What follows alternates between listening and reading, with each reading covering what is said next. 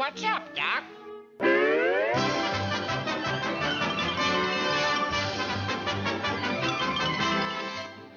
Hello, and welcome to Shut Up and Watch. It's been quite some time. I had finals, and then I had a thing in DC, and I've had also laziness, so it's been a while. But I'm back, it's summer. How we feeling? Woohoo! Today, my guest is my childhood friend. Oh, how appropriate. Oh. Childhood friend, childhood films. Today my guest is Kate Atkinson. Kate Atkinson. Not Atkinson. Hello. I'm honored to be here, Alicia. Thank you very much. You should be honored. I am. Yeah. That's what I just said. Okay. Obviously this is gonna go really well. Yep, this is gonna be great. So, Kate and I have been friends since the 3rd grade. Mrs. Kwan's class. The golden days. Good year. And yeah. Today we're talking about treasured childhood films, cherished childhood films, what have you. Yes. Yes. And I think I'm gonna go through like 3 of mine. Do you have some in mind? I've been thinking about a few. Oh. Okay. I don't know if they would be my favorite childhood films, but they have a lasting impact that I've been thinking about. I have lots of those that I'm not going to talk about because the impact may be positive or negative. I would not say my impact has been positive. The impact on me, rather. Yes. I misspoke. No, none of these films had a positive impact on me. Every single one. They ruined my life. Well, I want to give some honor. First, let's like throw out some that we considered talking about, but just don't have the willpower to do. Does anything from this list stick out to you? The Indian in the cupboard. Oh my god, that one. I know. Also, we read that that might have been in 4th grade. Yeah, we did read that though. But that I always checked out from the library. All of these were just ones that I obsessively checked out from the library. I'd say Inspector Gadget is definitely one we should mention because we're not going to talk about it, but it has to be acknowledged. It has to be acknowledged because I think everyone watched it and everyone forgot about it. Yeah, I know. I had completely and it was scary. It was terrifying. Like, yeah, because it's almost like body horror, but he's like a bionic creature. Yeah. And sometimes he would like fall apart. Oh my god, yeah. Weren't there 2 of them? Were there 2 of them? There were at least 2. I think there were 2. And also, like, Rupert Everett is a scary villain. He's so, like, British and drawling. I don't like it. That's like this. That was the scariest I type remember of villain very for me. little about the movie other than just that it was terrifying. It was Matthew Broderick, Rupert Everett, and I believe Matthew Broderick, aka Inspector Gadget's daughter, was played by Michelle Trachtenberg. She was in it somewhere, and I think she might have been his daughter. Oh. Yeah. Good. What else? Mouse Hunt. I saw that on there. Yes. Mouse Hunt was so good. It was good. My family recently bought it, bought the DVD for it as a present for somebody. It has those like olives on it, doesn't it? Yes. On the DVD. Yes, it has like the mouse and the olives.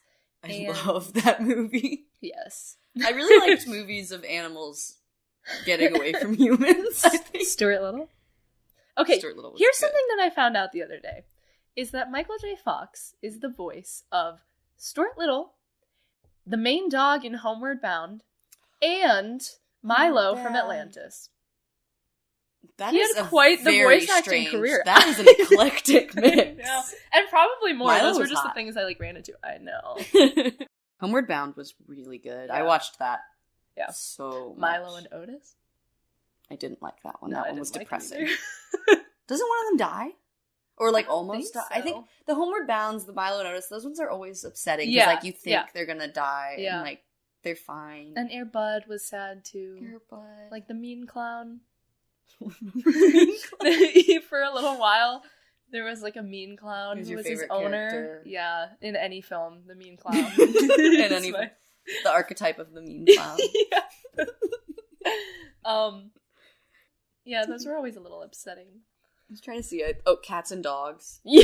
So I think that a general Galore, theme of a lot of the movies that we watched when we were small was just generally scary with some strange animation. Yes. But oftentimes real humans. Yes. So Cats and Dogs, Inspector Gadget.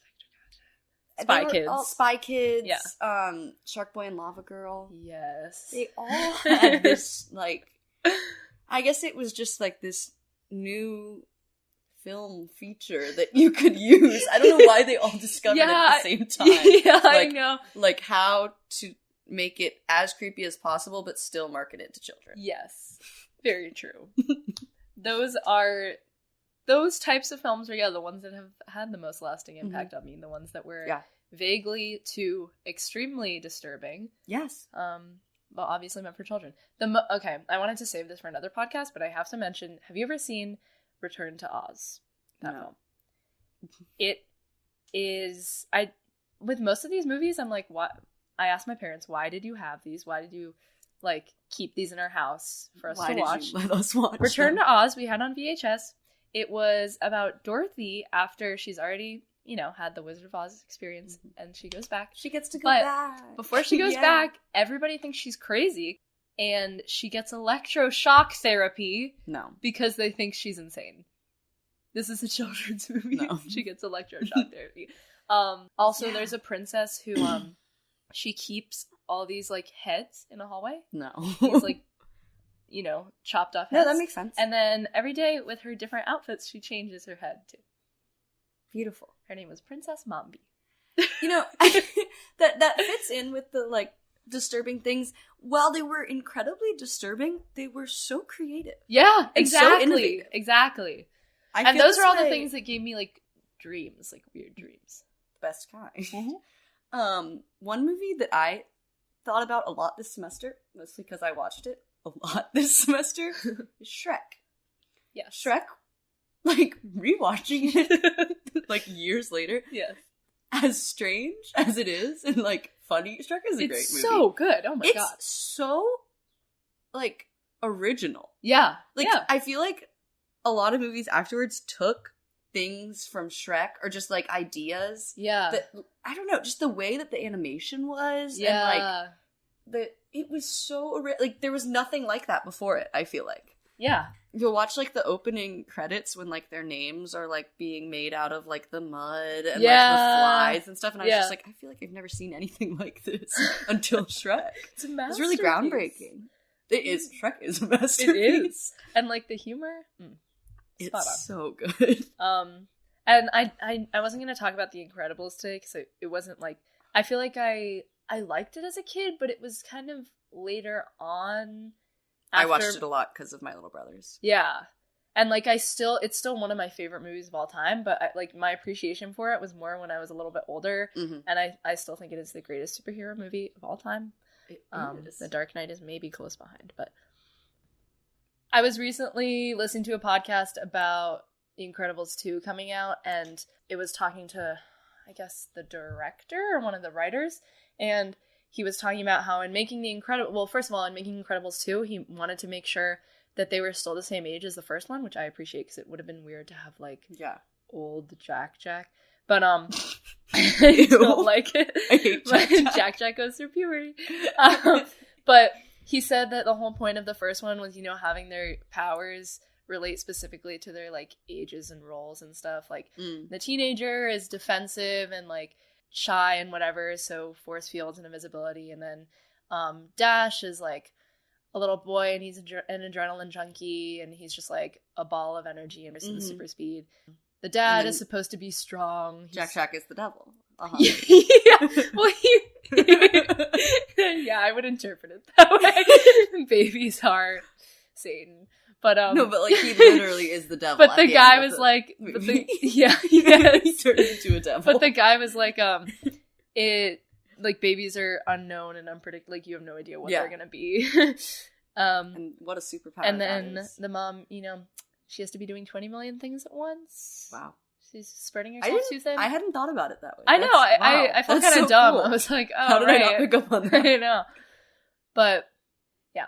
Anyways, should we get down to it? But... I also feel like we can't go on to actually talking about them before we give a little background on our favorite movie. Yeah. As sixth grade? Fourth? Too old. Whatever it was too old. Yeah, it was between 4th and 6th grade. Every time we had a sleepover, which was every weekend, probably multiple times a weekend. Every Friday night, my family would go to Costco, and sometimes we'd bring Kate along. It'd be a big outing, and afterwards we'd have a sleepover. And we'd be like, cool. And the sleepover always went in the same schedule. Like, we'd play on the computer for a little. We'd like go play some like make I miss the phrase like play on the computer. That's what we did. Like, we'd be like, do you want to come over and play on the computer? And that meant, I guess, Microsoft Paint or I think occasionally some Club music Penguin. videos. Oh yeah. Oh, but that was like a little bit later on. But Club Penguin was a lot. Watching the Baby Evil Eye video. Oh my god. Yes. So we would do that. We'd play on the computer, and then it would be time to watch a movie and eat ice cream. And the movie, we'd always be like, haha, what are we going to watch? But like as a joke, because we already knew what we were going to watch, even though we'd watched it last week. Did you own it on DVD? Yes. Okay. I owned it. How did you acquire that? I don't know. Yeah, how did I acquire Return to Oz? We probably saw it in theaters. Oh. And then I probably bought it. Yeah, I probably got my parents to buy it for me. This movie was The Game Plan, starring Dwayne "The Rock" Johnson. And Madison Pettis, who you actually have a great relationship with. Well, no, you're like part of that too, weren't you? Yeah, but you were the one that was added it. Okay, so Kate and I were on Twitter. Was I part of this? I think I tagged you in it. At some point, we were having some sort of thread back and forth, and I mentioned like The Game Plan, and then I tagged Madison Pettis, and I was like, the cinematic masterpiece, our childhood favorite, The Game Plan, starring Madison Pettis, and Madison Pettis took it upon herself to favorite my tweet, and then you or Emma responded being like, did she just favorite that tweet? And then she favorited that one. Oh my god. And then I went to her Twitter and her bio is like, I'm your childhood. I'm like, no, you're not. No, you're not. Michael J. Fox is clearly my childhood. Yeah, so we have some major Hollywood ties because of this movie as well. Yes. But basically the plot is Dwayne "The Rock" Johnson finds out he has a daughter. He's a pro football player. She comes and finds him. Yes, she finds him. He's the king. Yes, he's the king. Also, there's a whole Elvis thing. So his name is he really likes it. Joe Kingman. I'm not even going to pretend to not remember. His name is Joe Kingman in the movie. And his thing is to be called the king, and he's like super obsessed with Elvis, and every time he gets a touchdown, he does like a little Elvis dance. And his whole apartment is filled with Elvis paraphernalia. And his great trophies, footballs, the likes. The works. Thank you, the works. And Madison Pettis actually bedazzles his football. It's a special football. I don't know why. She turns his world upside down with all her... comes in and mixes it up. And she teaches him the true meaning of something. Love, fatherhood. Yeah. Because he's a very selfish man beforehand. Oh, yeah. That's what it is. He goes through this great transformation. Uh-huh. But yeah, that one is for sure. It's just some good background on where we're coming from. Yeah. It's important. And why I'm featured on this podcast. This is the sole reason. Because I have really good insight after having seen that 100 times. Okay.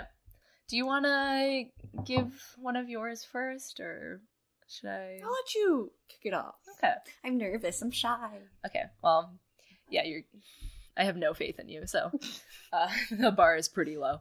So my first one is, as you would have probably guessed before even going into this, My Neighbor Totoro from 1988, Studio Ghibli movie directed by the great Hayao Miyazaki. So this was, I feel like a lot of these are just both me and my sister's favorites.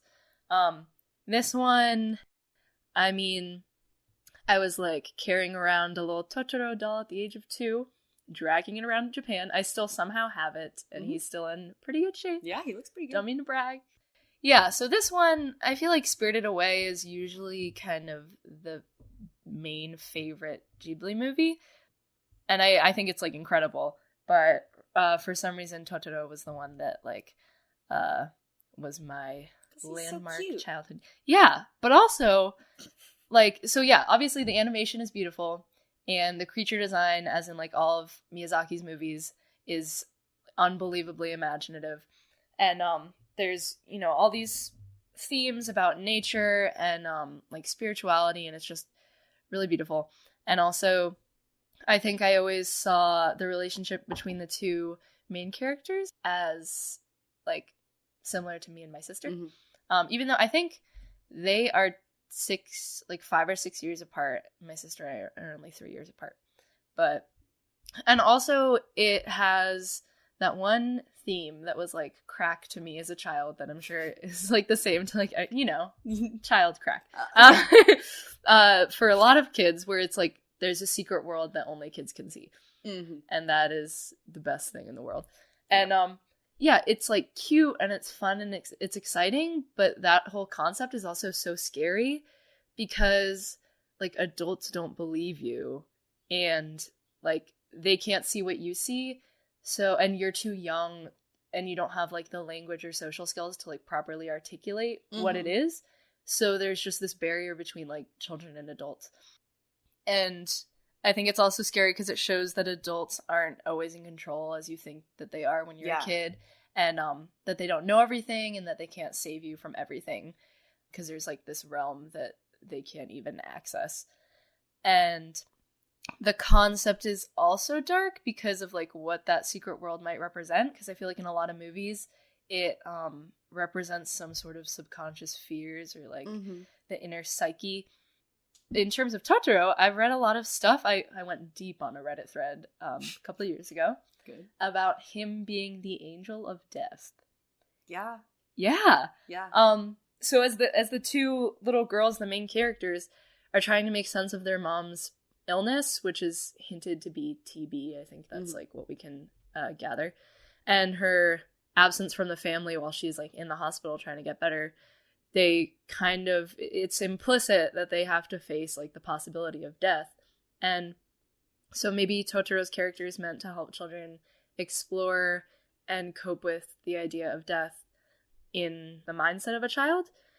And so that made me think, like, is Totoro's character designed specifically for kids to be introduced to the notion of death, and make it more approachable and less scary in the form of a friendly monster? Or is it for everybody and not just for kids, so that we can, like, think about death differently, whether you're a child or an adult, and think about death as, like, inherently connected to life, or something beautiful that might frighten you at first, but we ought to not be afraid of, like, in the long run. Yeah, and that's why I think it works as a movie for all ages, as most of his movies do. Those are usually the best kids' movies. Yeah, for sure. I think, like, the ones that bubbled to the top for me were ones that are, first of all, kind of disturbing, and also meant for, all ages. Like, because they're made by adults, so even if they're made for kids, there's always going to be some, like, connection that adults can make, usually. Yeah. Just because it's created through that lens. Yeah. And I can't imagine. I'm, like, trying to think of what a movie created by a child for children could be like. Oh my god. Could possibly be more disturbing we than could anything. Just look back at our... Oh, yeah. Well, there you go. Yeah. And that is why children are not featured as directors in Hollywood. And that's the only reason. Yeah. It would just be too good. It'd be like crack. And that's what, I think I my favorite types of kids movies are ones that give kids, like, credit. They treat them as, smart. That they understand. And as people, and that they have, like, deeper fears. They're not just, like, shallow little things. Yeah. And Little beings. and like movies that aren't afraid to be a little dark as long as it's for like a specific purpose. Mm-hmm. And I think that's why did you ever see Kubo and the Two Strings? Mm-mm. It's by Leica, which is the same studio that did like Coraline and stuff. So they have that really creepy animation. I and hate that yeah. stuff. You know I don't Yes. like that. Oh yes. I mean, I hated it when I was younger so much, Mm-hmm. but now I've come to think it's kind of cool how they make such a, first of all, like their aesthetic is so specific, but also their viewpoint seems so rare right now, where it's like these films that definitely will creep out both adults and children, Yeah. but like they're meant for children and they're not afraid to be dark and weird. And they like, you know, they do well too. Like it proves that kids can handle that kind of thing. Exactly.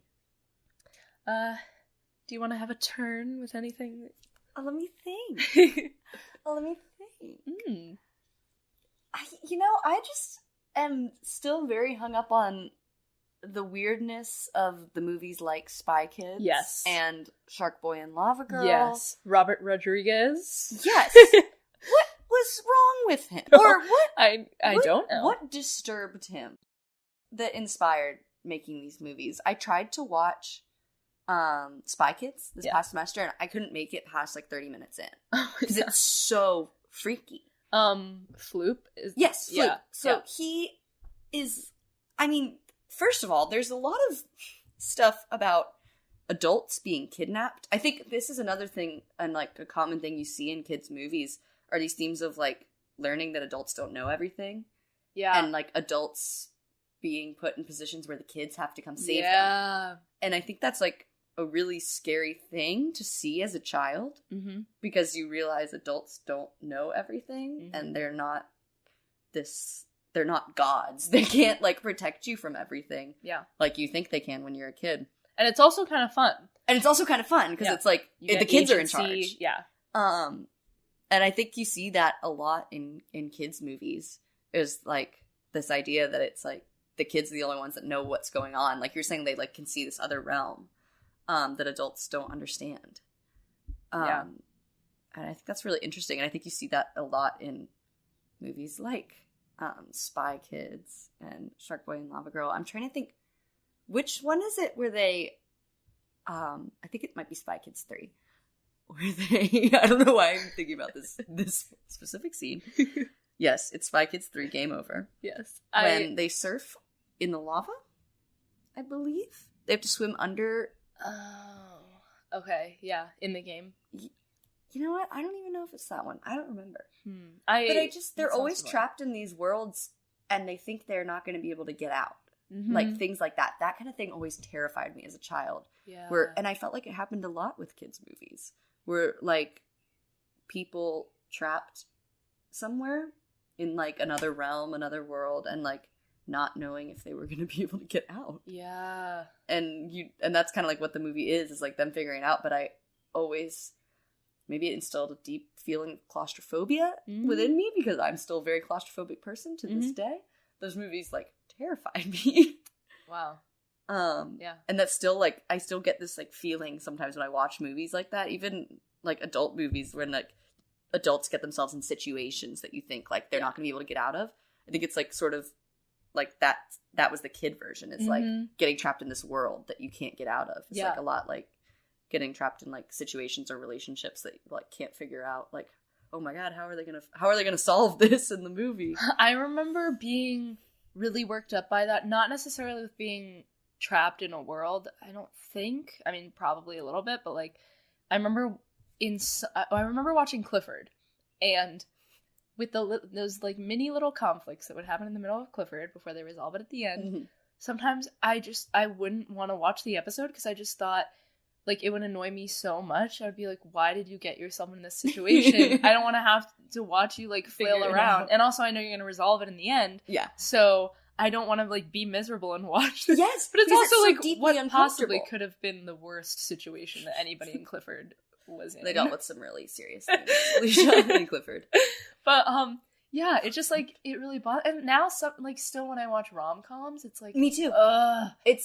so for me, it's more of like an anxiety, though. Yeah. It's like, I know they're going to figure it out, but I don't want to have to go through all of them figuring it out because it's like emotionally taxing. Exactly. To like watch that kind of thing. And I think as a child, it's like really hard to put words to that feeling. And it's like scary. Yeah.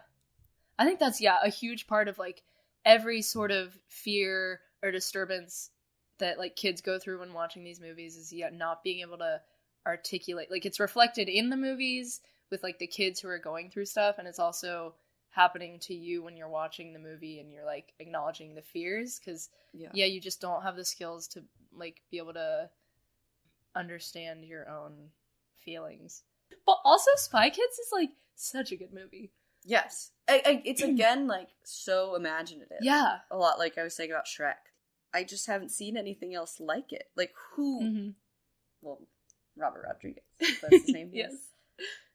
That's who. But what happened to him? Yeah, yes. What was his life? There's a lot in it that these adults that are like secret agents are being captured by Floop and then turned into permanently, you think. I think maybe they get turned back at the end, but you think it's permanent. They're disfigured into monsters. That's so scary. Yes. Like, they think their parents are going to, and I think that then the dad does get turned into something when he makes them out of clay. Yeah, and then that he's was like, really I want scary. them to look like this. Like, that's so terrifying. But I guess it must not have been that scary when I was little because I kept watching it. And I loved it. Yeah. I mean, I told you about the family dance in elementary school. Oh my god. you haven't talked about this in a long time. I think this was very relevant to our childhood. This illustrates my fears pretty well. I think I was afraid of parents, either being like controlled or, brainwashing was always scary as a kid in general. But the Jimmy Neutron movie involves all the parents of like the world. Is it of the world? I don't think I actually saw the movie. I just know about this scene because of this very specific thing. I have not watched the movie since I was a child. Sorry. But I just remember that all the parents were like brainwashed and they had to do the chicken dance. So, in the third, fourth grade, second? I don't know. Second, third, or fourth. We had a family dance and the chicken dance came on. My family was getting ready to bust out their moves. I ran sobbing from the gymnasium and hid like over in the cafeteria because it was just too too much like the movie. It was. Maybe they were brainwashed. Yeah. Were all the parents doing it? I think, maybe like watching them do it in unison was what was really scary. Really? Really. But I think it's really cool how Spy Kids has so much of his like Mexican heritage like injected into it.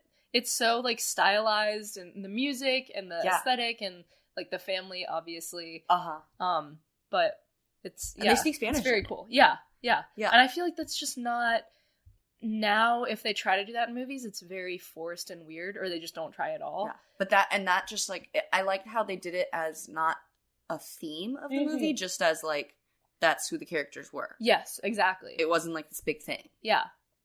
It felt authentic and like natural and yeah. And then I also Spy Kids 2, we have to remember that Spy Kids 2 has one of the most influential quotes of all time, spoken by Steve Buscemi. You know what I'm talking about? Let's hear it. Do you think God stays in heaven because he too lives in fear of what he's created? Yep. That is like, oh my god, that was in Spy Kids 2! So, I feel like I see that on a lot of memes. Oh, there's a meme with like a minion that looks like Steve Buscemi, and it has that. Mm-hmm. Yes. But I feel like you like see that quote in general culture. Like that is like a general thing that people know. I don't think I realized it was from that movie. It's like some real stuff. Like that is so, regardless of whether you believe in God or not. Yeah. You gotta hand it to Steve Buscemi. Yeah. And he wrote that for himself. He that did. line. That was all improv. Yeah. I think either me or my sister had a birthday party where we went to see Spy Kids 3D Game Over. I think it was my sister, because I think it was at like the old Merrifield Theater. Yep. And they had Happy Birthday, Katie up on the thing. Yeah. That's so fun. Meanwhile, my birthday party was to see The Ant Bully. Yep. I was out of town for that birthday party. I was really mad I couldn't go. You're very lucky you were not there. We saw The Ant Bully because because I had heard that Barnyard was too scary.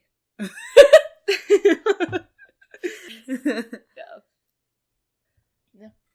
Another movie that I just thought of that we didn't talk about at all earlier when we were talking about movies. Bug's Life? Yes. That's good. Bug's Life was really good. Yeah. Yeah. Yeah. Also kind of scary. The just Mhm. animation and like were they grasshoppers? yes. They my were God. terrifying. They were so scary. Yeah. That was a really good movie. I need to rewatch I that. know. Yeah. Finding Nemo. So good. I have Oh a my very scarring memory of seeing Finding Nemo in the theaters. Did you go for the orthodontist thing? No, I didn't go for that. Kate and I had the same orthodontist, and on his birthday every year, he would... That's why we went? Yes. I didn't know it was on his birthday. I thought it was just like the annual... I think it was his birthday. Oh my God. He would... Dr. He Berman? would like rent out one of the movie theaters and let all the kids, It all was his actually patients really fun. go to the movies. They'd give us like It granola was. bars Yeah. and stuff, and it was free. I think I saw Ratatouille that way also. Yeah, I definitely went to a few of them, but I did not go to the Finding Nemo one. I saw Finding Nemo with Mary Guerin and her mother in theaters when we were like, I think it came out in 2001, so we would have been like 4 or 5. And the scene where Bruce the shark is trying to get them, and clearly I had an issue with things being stuck. Yeah. Because they're stuck. Marlin and Dory are stuck in some part of like a ship or something, and the shark is pushing and hitting the thing, and he's gonna get them, and then they like hit the trigger and they come flying out, and That they're part okay. is very claustrophobic. I had to be taken out of the theater because I was crying so hard. By Mary's mom. Mary, 4 or 5 years old, stayed in the theater watching this movie, while I had to be taken out because I was crying so hard that I was ruining it for everyone else. And probably for my own mental health, I had to be taken. I mean, It was... I do blame you, but it's your fault. Yeah. No, I don't blame you. Like, It was horrifying. It's still very. It makes you squirm.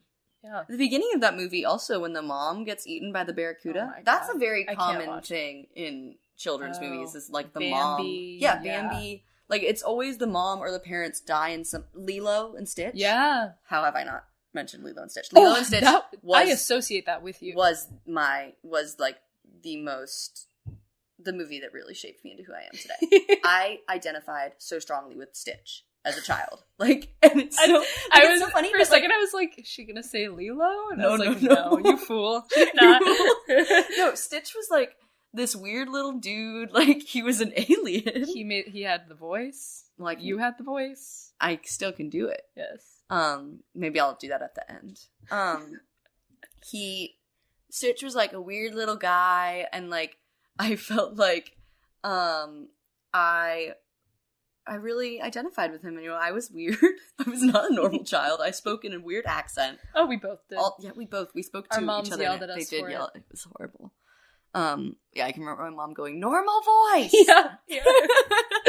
Oh my God. Yeah, we got cut off around like 4th grade. We just weren't allowed to do it anymore. Yeah, there was like a Thank hard God. line. Yeah. I know. I bet you they got together and they were like, "We have to stop this." Oh, I'm surprised they didn't take us to see somebody. Also, you know that I kind of used to speak with like this weird kind of Brooklyn accent. I forgot about that.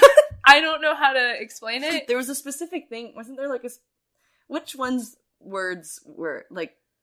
I don't know, but it was kind of. I sounded like a New Yorker. And You sounded like a 1930s New York reporter, Yeah. is what you sounded like. And sometimes I ask my mom, and I'm kind of disappointed. I'm like, why didn't you get me checked up on? I feel like you should have made sure everything was okay. But everything turned out okay. Yeah. Yeah, look, we're fine. We're fine. Just deeply scarred by all the movies that we saw. Yeah, and scarred in lots of other ways, but that's fine. But it all stems back to the movies, clearly. Yeah, Lilo and Stitch, it's a good one. The music is so good. And oh my god, the Finding Nemo score. Mm-hmm. Thomas Newman, one of the best film composers of all time. That score still makes me cry. Mm. So, yeah. What other movies you've been thinking about? I was going to talk briefly about The Never-Ending Story. Have you seen that movie? I haven't seen The Never-Ending Story. So, The Never-Ending Story came out in 1984. Movies. This was another thing that I wonder if some of this stuff was just random stuff that I found at the library and checked out. Your family watched a lot of older stuff, though. Oh, yeah. My parents showed me, Charlie Chaplin as a child. Yeah, maybe you they were guys trying watched to a lot of me. classics and things that I've just never seen, and this has always been a rift in our friendship. It's always been a problem. That's why for us. The game plan was our bridge. It bridged classic, culture, and art, film, and fun. Yeah. So it's based on a book. The movie came out in 1984, and it's a German-American film. And the director was Wolfgang Petersen, which is a German name if I ever heard one. Yeah. And it is so disturbing. More explicitly than Totoro. And it basically, the main character, his name is Bastian Balthazar Bucks. That is his name. He's just an ordinary, American kid. But he's shy, he loves books, and one day he gets to escape bullies or something. He, runs into this attic in his school, and he's there, all day, and nobody looks for him or finds him. Well, I think his dad is looking for him, but anyway. And he starts reading this book, and it's The Never-Ending Story. And in the book, there's a boy who goes on a journey to end this darkness that's taking over his universe or whatever. Of course. And he has to go find this girl who I wanted to be so bad, named the Childlike Empress. She's just a little girl who is an empress. And she's actually pretty creepy looking. She's really pretty, but it's creepy because she's a child. And then it ends up being that the kid, Bastian, who's reading the book, he is needed inside of the book to save the world. And so it's another thing where it's a secret world that's only accessed by and powered by the child's imagination. And it was just terrifying. His horse dies, it gets stuck in a swamp, and he has to leave it there. And at one point he goes through this gate with these two huge sphinxes, enormous sphinxes, looking down at him. And the thing is, he has to keep walking, and if he stops, then he'll get killed. Because their, eyes slowly open, and they, shoot lasers out and kill you. It's terrifying. That's great. That sounds like it was really good. But it's another one of those things that, I think... because, I was exposed to it, it made my imagination a little wider. Yeah. Gave me some scary dreams, but... For sure. I was just thinking about Chronicles of Narnia. Yes. Lion, the Witch, and the Wardrobe. That movie, I just... Yeah, you were saying that these other realms made our imaginations bigger. Yeah. That movie, I feel made my imagination go crazy. It was oh my god. And, we wanted to be them. And we would always play games that definitely stemmed from these movies that we watched. We would play games where we could turn into animals and whatever. We played this one specific game in which Alicia was a mini blue panda. I was about to ask you to... I was trying to think about this the other day. You were a miniature blue panda. I'm so glad I think I was a monkey. Yeah. I had no... I didn't... You were a panda because that was your favorite animal. Yeah.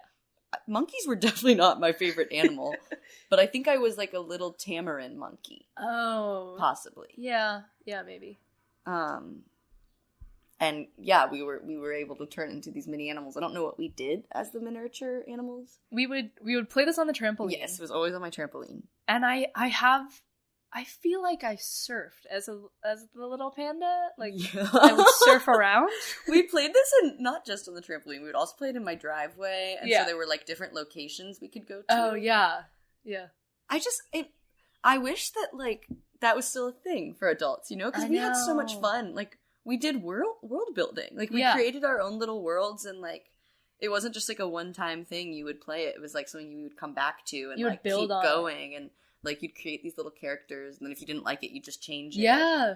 And it's so creative, and it's like, it was just so fun. It was like another world, and adults don't do that. I don't know if we lose that ability. Like, I know. Psychologists, if you're listening, please explain. Yeah, it's like, I guess we lose some of the ability, because now sometimes if I'm like, oh, I want to just try to write like a story or something, I can't do it. And I think part of it is also we're just less out of practice, carefree and confident about it. Like, when you're younger, you don't like care if it's weird or bad. Obviously, we didn't stories. Yeah, we sure did, and they were amazing. Yeah, and now it's just like everything. Now, even sometimes when I just try to keep a journal, where I kind of free write about like my feelings and whatever, I kind of like filter what I write. Yes. Because I don't want some of it to sound too stupid in case anybody were to like find it, which is dumb. For me, I don't think it's even someone else. It's like me. Yeah, it's my future self, like fear of like my future self judging myself. Because every time I do look at old entries, I'm like, oh, Jesus. Oh, no. Yeah, it's like you care too much about it being good, and it will never be good enough. It's sad. And also, I'm worried that like kids don't play those types of games as much as they used to, because now they're always on their gadgets, their pods and their pads and their. But yeah, like when we were babysitting, 2 summers ago, I feel like we were both nannying 2 summers ago, and the kids would sometimes do those kinds of games, like where they would just pretend to be something or do something. And that's when like I would get really into playing with them, because I thought it was really fun. Like, they had this thing, it was like a karate school. We had like a karate school in their backyard, and they had to like teach me all the moves. I mean, but any chance they would get to play like Wii or whatever, they would. And I mean, we did that too. And you can't blame them. Yeah, it's, like, I know. Really fun. Yeah. It's just, conversations about technology. But yeah, every generation thinks the same thing. So. Yeah. I'm sure they'll be fine. They're gonna save us all, right? Good Lord. Please help us. Well, did you ever watch Hook?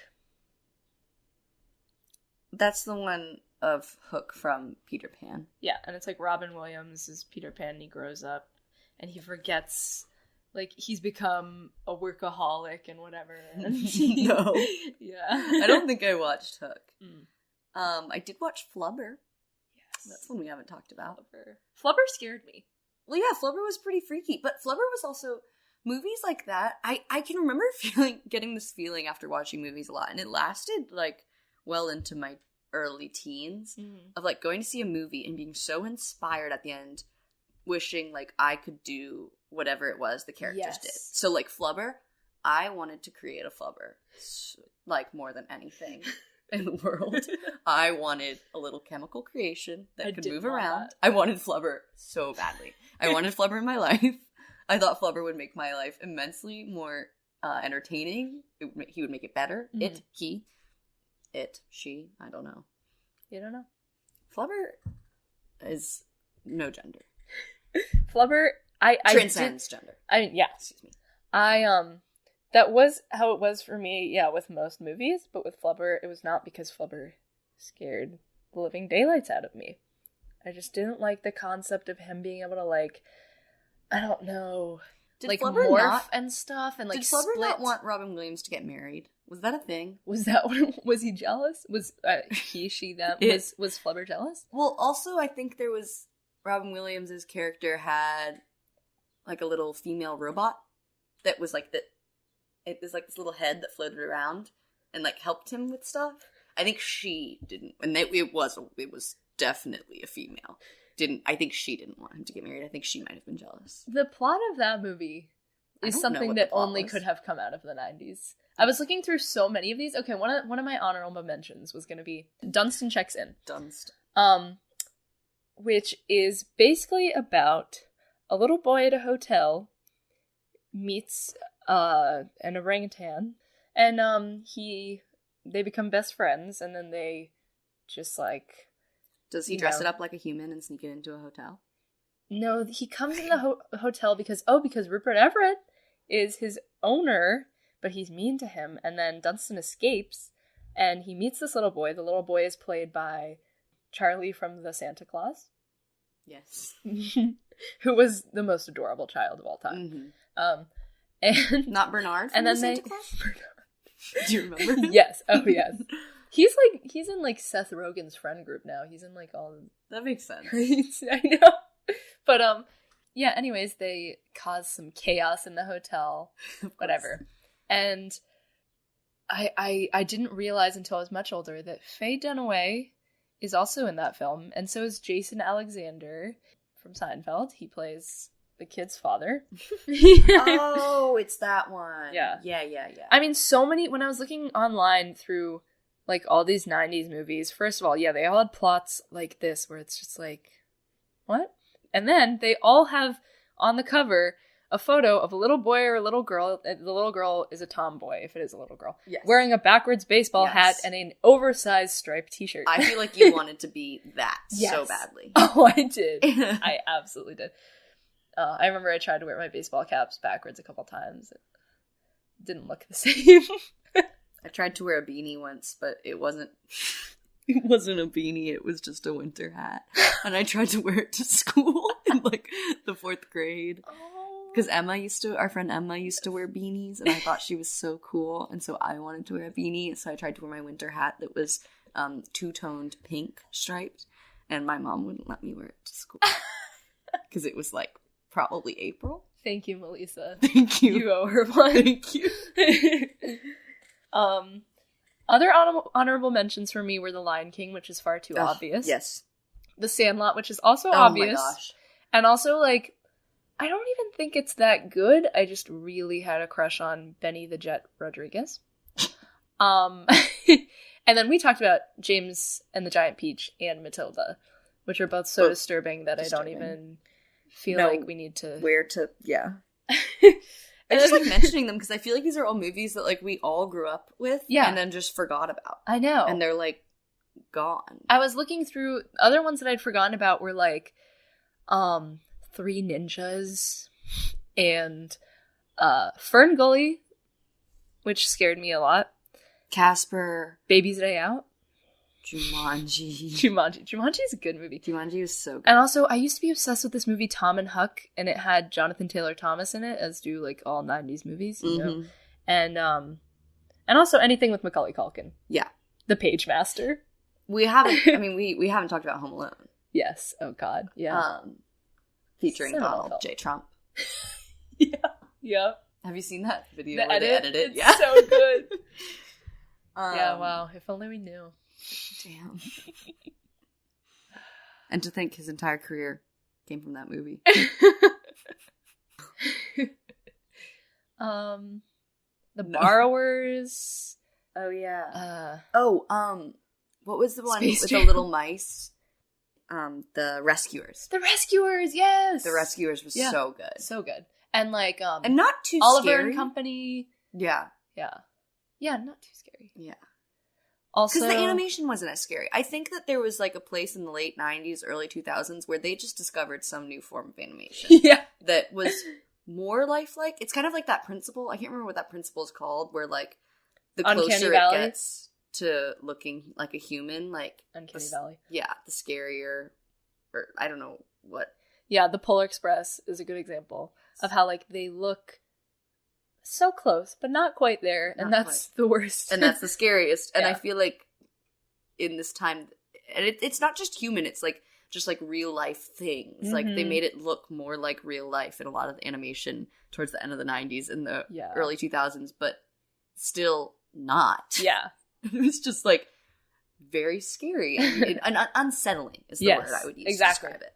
And unsettling has forever been the most scary to me. Like, explicitly scary things aren't that scary. Because you can describe why they're scary. Yes. The things that are unsettling, like we've been mentioning a lot, there's just like no way to articulate it. Exactly. Like what about it is so freaky. I was also recently on another Twitter thread about like people were confusing all of the different like blonde little boys who were in these movies. Like there was Macaulay Culkin, and then there was I'm sure I confused them. Jonathan Lipnicki, who was I think in The Little Vampire. Do you know The Little Vampire? And also, was he in Stuart Little? Was he the kid in Stuart Little? Could have been. And then people were also talking about the blonde kid from the Beethoven movie with the glasses. Do you know what I'm talking about? The Beethoven the dog. I used to watch about the Beethoven movies. I loved Beethoven. Beethoven's second, and Beethoven's fourth. Those were the only three that Not I the third. like. I also, that was the same, that's how it was for Kids Bop for me as well. I owned 1, 2, and 4. Kids Bop. Coincidence? I think not.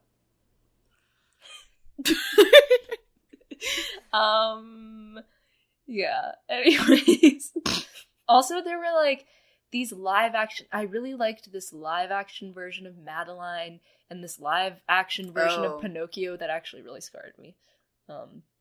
Yeah, I think the live action ones were usually some of the scarier ones because they would add in like animation. Like the live action Scooby-Doo is also a good example of that. No, yes. It is like definition. Yes. Yeah. Unsettling. Yeah.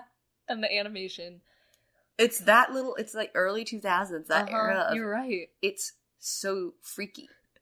Like, it's Spy Kids has it, Shark Boy and Lava Girl has it, like, and it was always really like colorful and kind of There were always like gloopy things. Yes, exactly. Always. That's there had to be something gloopy. Exactly. Gloopy things really scared me. Yeah, and it reminds me of. Did you ever see Ghostbusters 2, which was awful? I have not seen the Ghostbusters films. Okay.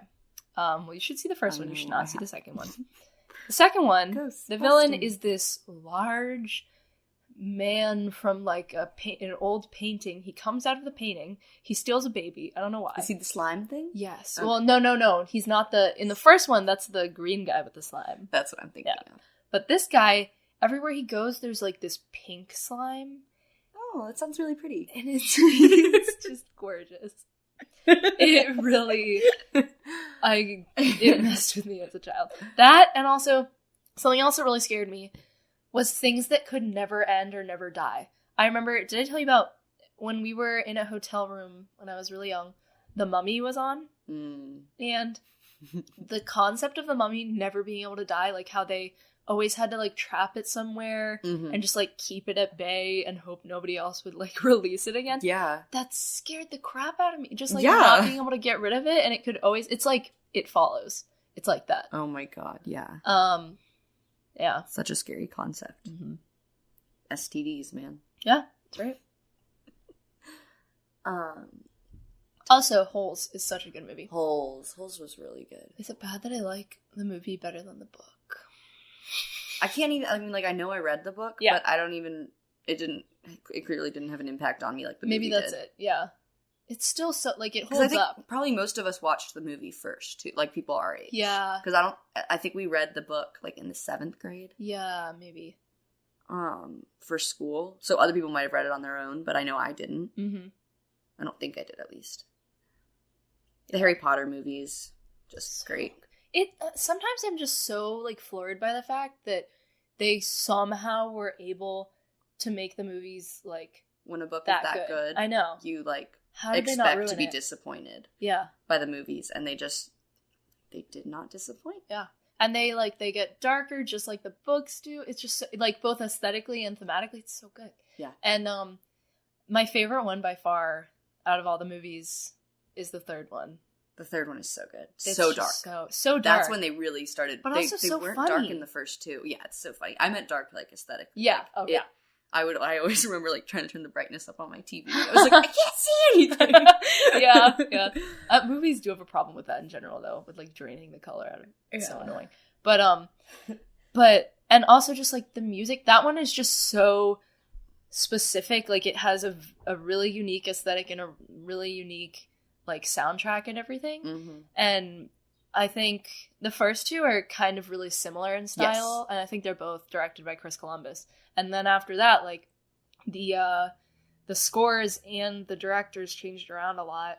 I remember I had a lot of the score from the fifth movie on my iPod Touch. I think the fifth was usually my favorite. I really like that one. Or at least it's my favorite of the books. I think yeah. For a long time it was. Now I don't know. I'm rereading them again right now. That's a good thing to do over the summer. Yeah, it's the best time to do it. But... yeah, speaking of, okay, so when we were talking about unsettling things, I want to explain the recurring nightmare I had as a child that you're familiar with and, like, where it came from. So, first, I want to talk about my last childhood film, which is The Phantom Tollbooth, which came out in 1970, directed by Chuck Jones, Abe Levitow, and Dave Monahan. It was all different people because there's, like, a live-action part and a cartoon part. And it's based on a book from 1961 by Norton Juster, but he didn't approve of the movie, as you know, they usually don't. Of course. But I was reading, Letterboxd. It's an app where you can like track what movies you watch and leave little reviews and stuff. But I was reading this review for The Phantom Tollbooth, and somebody was like, "This is the longest episode of Schoolhouse Rock I've ever seen." And it does feel that way. And it starts out live action. It's like the kid Milo, and then he goes into this like other world, and it's all cartoon, and then at the end he comes back and in the real world, and his character starts out like a disillusioned 40-year-old man. The problem with him is supposed to be that he like is never satisfied or excited by anything, and he has like the disposition of a literal like a bored husband, and he's like a little kid, and his friend calls him on the phone. He's like, "Hey, do you want to go play?" And he's like, "No, nothing excites me anymore," and whatever. And it's like it almost feels like a midlife crisis movie, but instead of like a manic pixie dream girl, it's a dog with a clock in his stomach. Perfect. Yay. And then, but once he goes into this like world, he explores the importance of imagination and learning, and how like the world is just one big like chance to learn. And it goes through like language, math, science, art, whatever. And there's this one sequence that I think is so cool where it's like this maestro and he's conducting a sunset. He's on like a cliff. Cool. And he's each of his movements and like all the notes and musical phrases trigger like a certain new color to be like brought into the sky. And then Milo tries to do it and he like messes it all up, and at one point it's like it turns into jazz, and it's so cool. And you know how I was obsessed with synesthesia as a child. Yes, that must have been like, oh, you must, I can't even imagine like how you must have felt about that. Yeah, Alicia had a weird synesthesia thing. Well, we both read A Mango-Shaped Space. A Mango-Shaped Space was such... Well, we had that little book club. Yeah. I think we read that for the mother-daughter book club. That was fun. But it was like a book about a girl who has synesthesia with color and sound and numbers. And numbers and letters. Yeah. For sure. And so she would like listen to music and paint what she saw, and her cat was named Mango because that was like his color. Yes. But anyways, yeah, as a child who desperately wanted to have synesthesia, that was very cool. But the thing about the unsettling dream was, in the movie, there's this thing called the dodecahedron that has, 12 sides. And also, do you remember how my mom and I used to, like, make dodecahedrons together? Like origami ones, right? Yeah. Yeah. Yes. And then I, like, brought it to school one day. Oh, I remember that, too. But I think that the teacher, like, showed it off. I think whoever our teacher was like, Alicia made this, and like really nice of them. Put it somewhere in the room for everyone to go look at. Oh my god. I was probably like so cocky about it. I just like made it like 2 minutes together. But there's this 12-sided little guy named the dodecahedron, and each side was like a different face, a different facial expression, and a different color. And he would kind of spin around and like blink, and it would like change his face and his color really quickly. And so I had this nightmare so many times as a child where, first of all, I would be like somewhere with maybe like my nanny and my sister or whatever. And I remember this one where we were at Mount Daniel, where we went to school for kindergarten in first grade. And then the dodecahedron would come up and start talking to me, but it would like flicker really quickly between like happy and sad. And so it'd just be like smiling at me and speaking really happily, but then there would be like tiny little milliseconds of like a flicker of like a terrifying facial expression. And then I would always see, just like coming out of where the wall meets the floor, a hand that was a mixture between the creature from the Black Lagoon, which my parents also showed me as a child for some freaking reason, and a mixture between that and like the Grinch's hand. Yes. The live action Grinch. No. And the live action Cat in the Hat. Don't talk about live action Cat in the Hat. That is one of the most messed up movies on earth. Yes.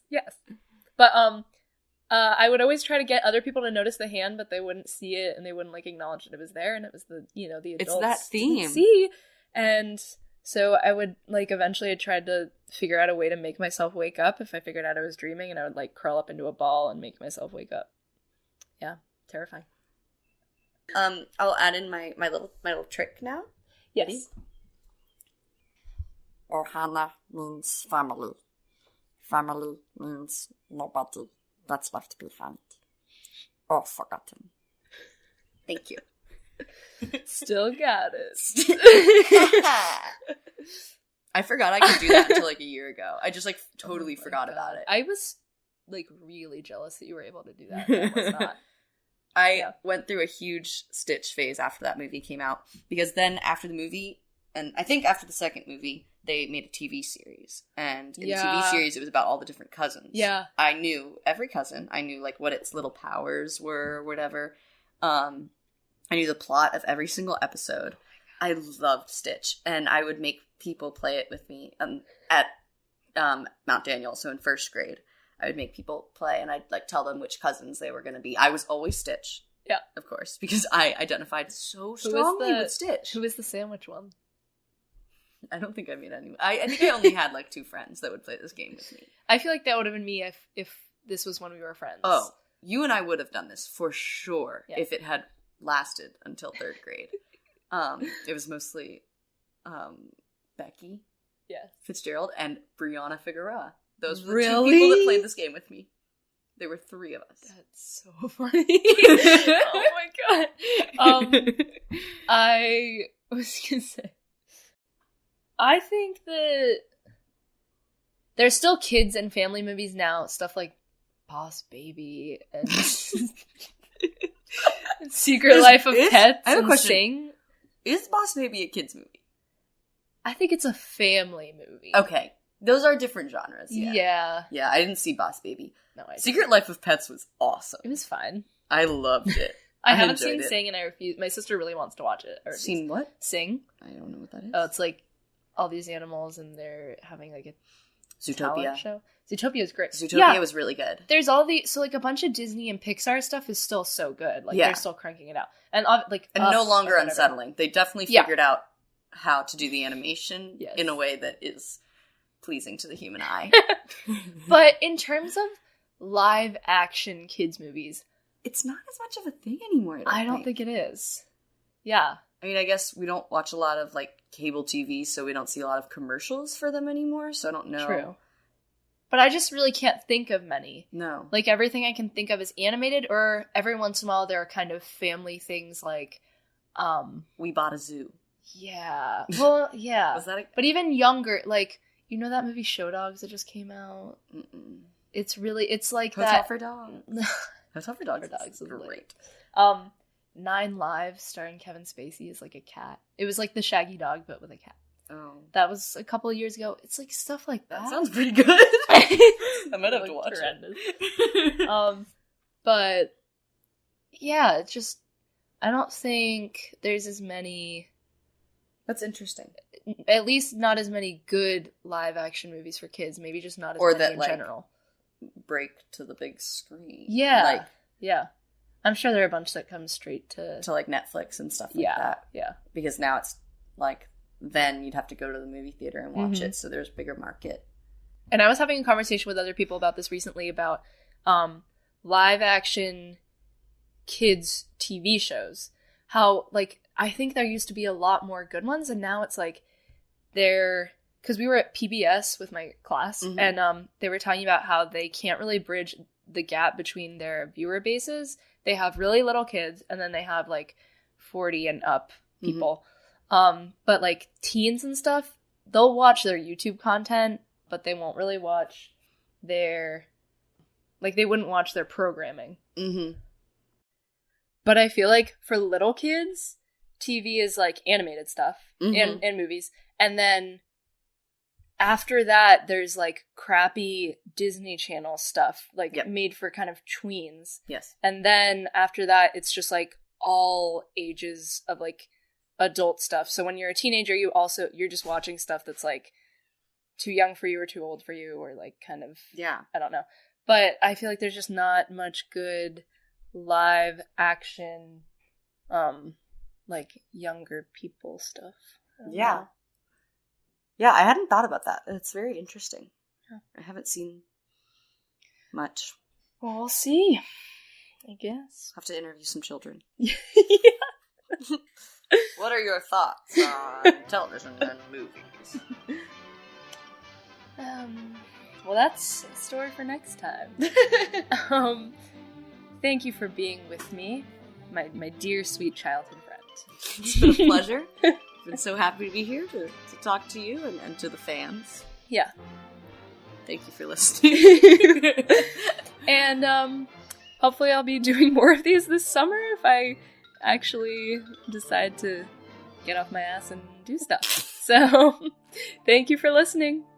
Thanks for... I was going to say watching. Thanks for listening to Shut Up and Watch. Yeah. That's all, folks.